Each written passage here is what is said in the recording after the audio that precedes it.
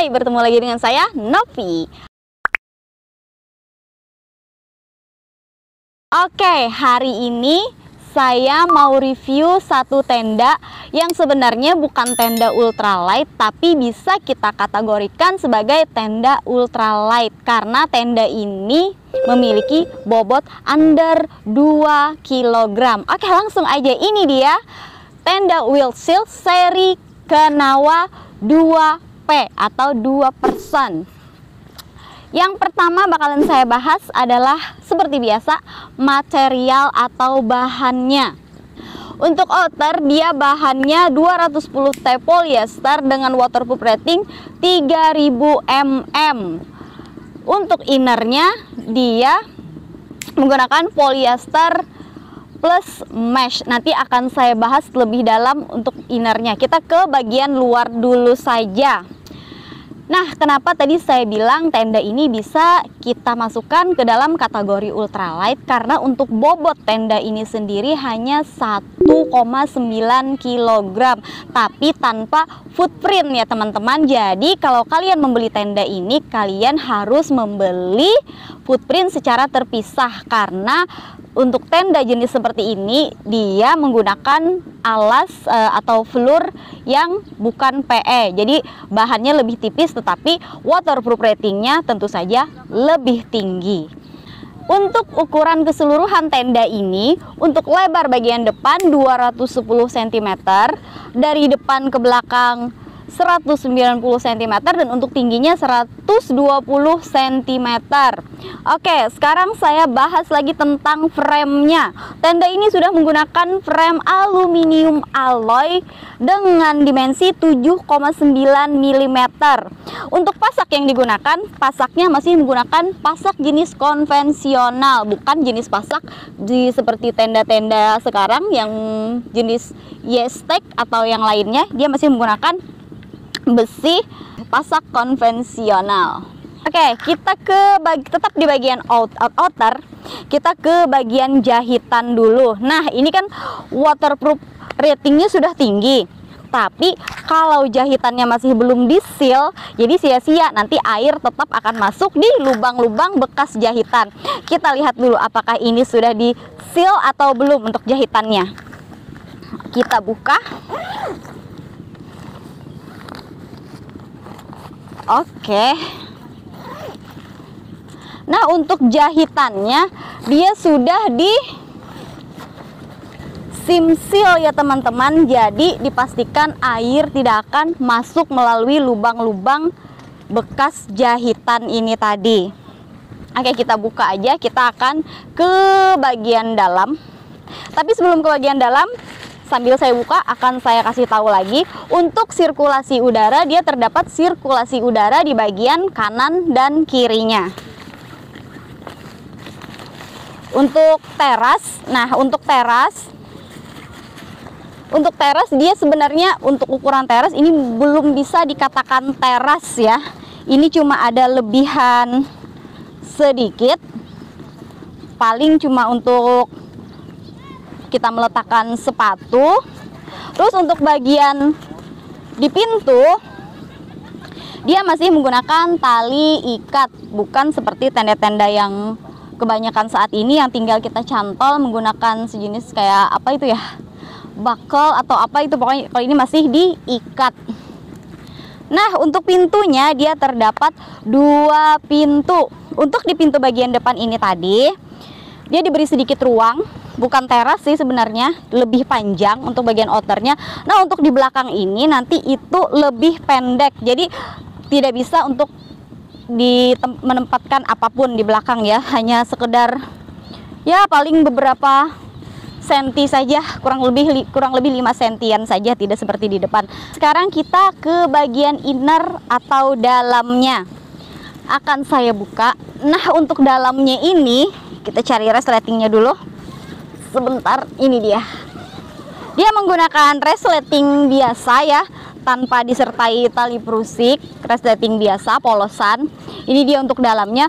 Untuk bahan dalamnya dia menggunakan perpaduan antara polyester dan mesh, tapi bahannya ini 90% mesh. Untuk bahan polyesternya hanya terdapat di bagian samping pintu ini saja.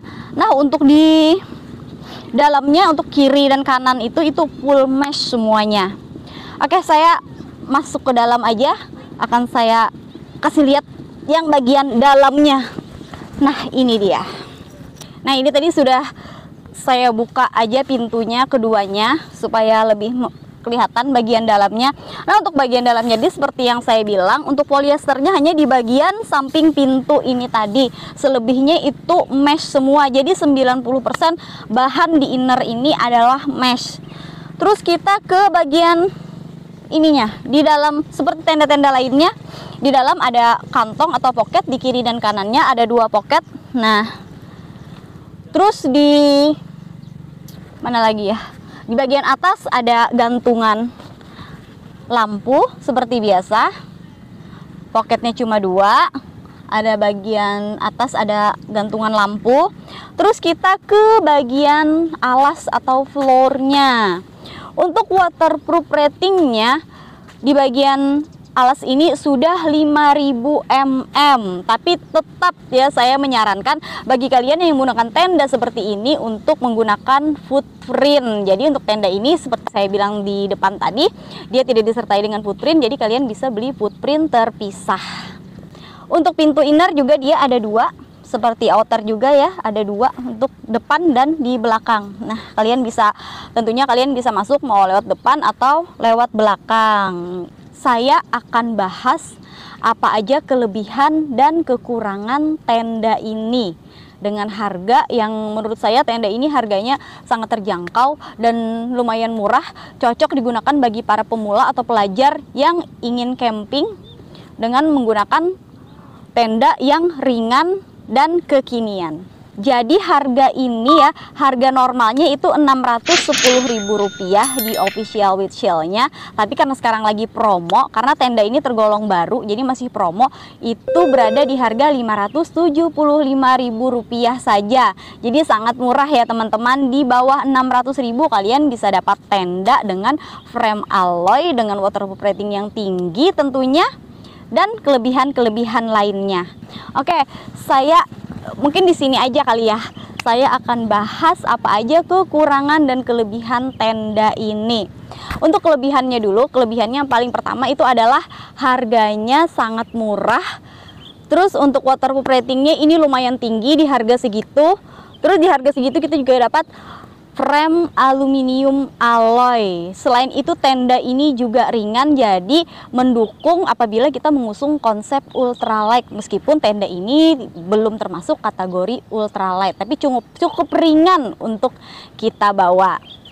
Nah, untuk kekurangannya sendiri, kekurangan tenda ini adalah dia tidak punya teras yang mumpuni.